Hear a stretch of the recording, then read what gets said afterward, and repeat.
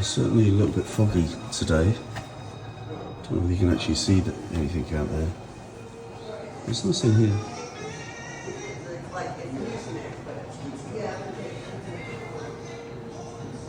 We had a lot of fun last night at the quiz. A lot of banter, a lot of laughter, and very nice of the guys to buy me some Blantons. They know I collect Blantons, so that was pretty awesome. Sun rays early in the morning, sun rays early in the morning. So this is our hotel, Switzerland Inn, Little Switzerland. There's a swimming pool behind the guardrails there, and that's the hotel in the background.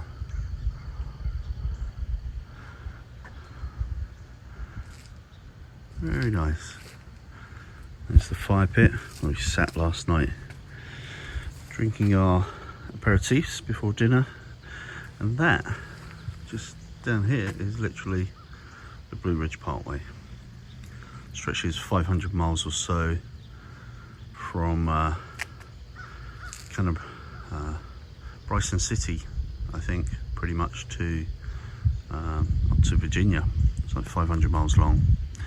That's the view down there in the valley of Spruce Pine, which is a nice little Appalachian town, and it's not very far away, probably I don't know, 10 miles, something like that, but significant drop in elevation. We're pretty high altitude here, as you can see probably by the moving clouds that are pretty much beneath us. But early morning, it's rained a lot of the night, plus slept extremely well, and we're hoping for yet another dry day of fun riding ahead of us.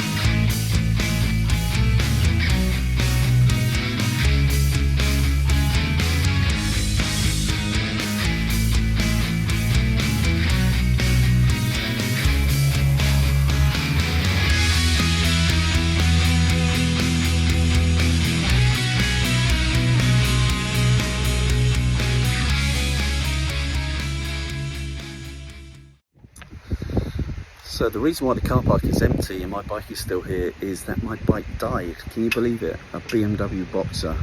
It's only done 2,000 miles and it's dead as a dodo. It's got no power whatsoever.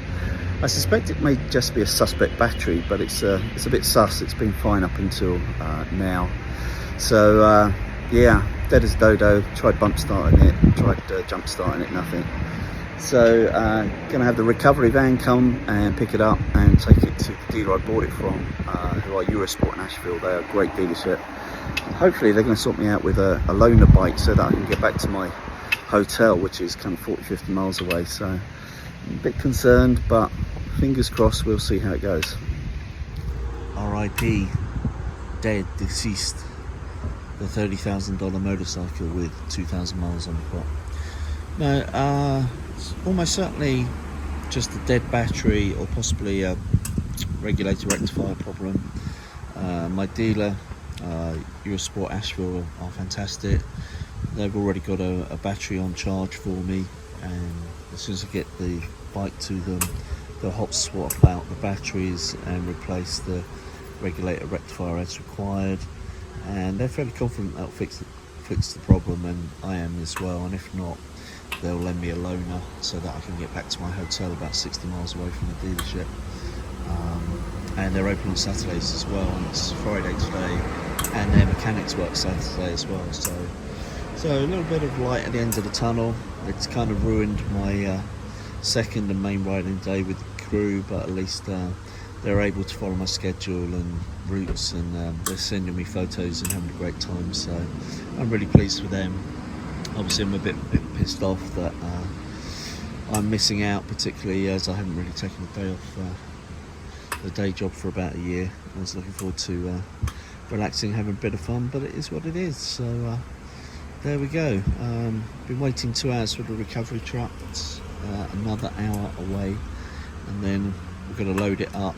Probably take half an hour, and then an hour and a half to the dealership before they can even look at it. So I'll be ready for my bed tonight, I think, but I'm just hoping, fingers crossed, that solves that and we can have a uneventful ride home tomorrow. So made it to Eurosport Asheville. Bit tired, a bit thirsty, a bit worse for wear, but the guys out the back are looking at the bike, and I basically waited an hour for BMW IASUS to allocate a driver, and then the driver said they'd be like an hour and a half to 2 hours away. After another about hour or so waiting, I tried the bike again, it actually started. So I was able to ride the kind of 60 miles or so to the dealership here, and it didn't play up on the way. So I'm not sure whether it's water ingress in the switch gear, faulty battery not holding its charge too well, faulty regulator. There's been 2 recalls on regulators. Mine already had the first recall done before I collected the bike, and there's been a second one, so I'd be interested to hopefully find out a little bit more about that and whether my bike needs it replacing.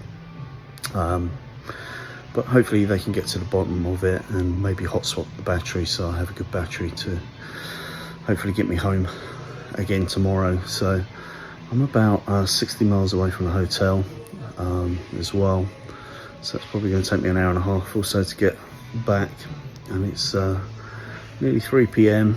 and they're only just looking at the bike now, so hopefully I'll be back in time for dinner, which is at 7. So stay tuned and we'll see.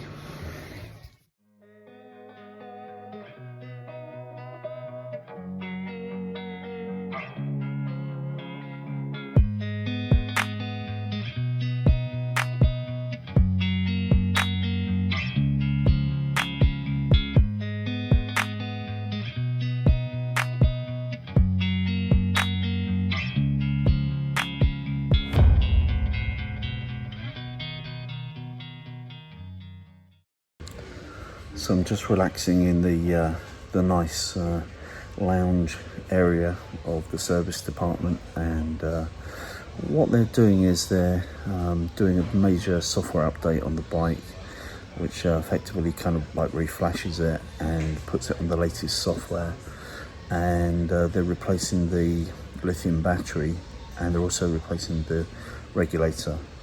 It's kind of like a regulator 2.0 under a technical service bulletin.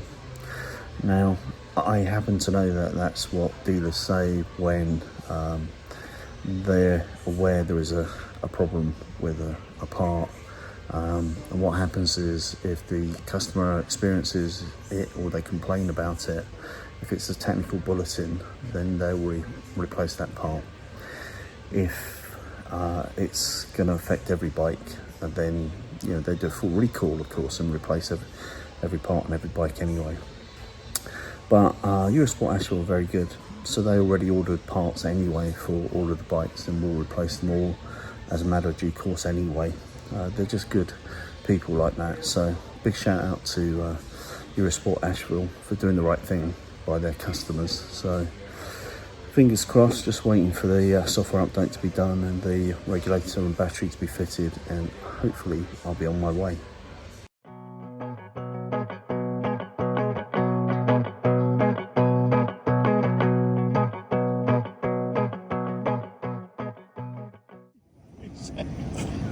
Yeah. Wow. I got one in Charleston right now, and the underwriter was on the call, and they're like, Yeah. Glad I'm not flammable.